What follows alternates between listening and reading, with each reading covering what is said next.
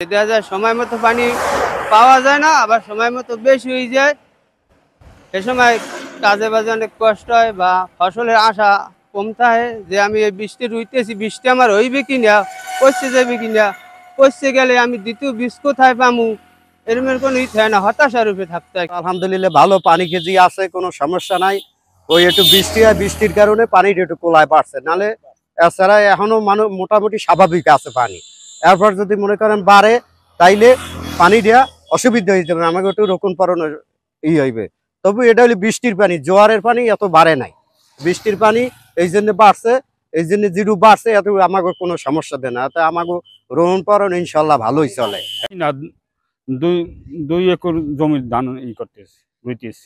ভালো, আল্লাহর রহমতে ভালো। অনেক খরচা, অনেকই কৃষকের তো খরচা হয়, আল্লাহর রহমতে ভালো দেখা যায়। রুইতেছি তো, তারপরে কি হয় তা তো বলা যায় না।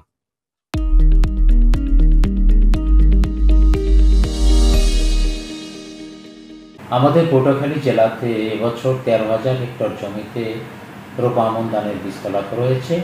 আমাদের আমন আবাদের লক্ষ্যমাত্রা ছিল 1,90,115 হেক্টর। এই বীজতলা থেকে এই আবাদ পরিপূর্ণ করা সম্ভব।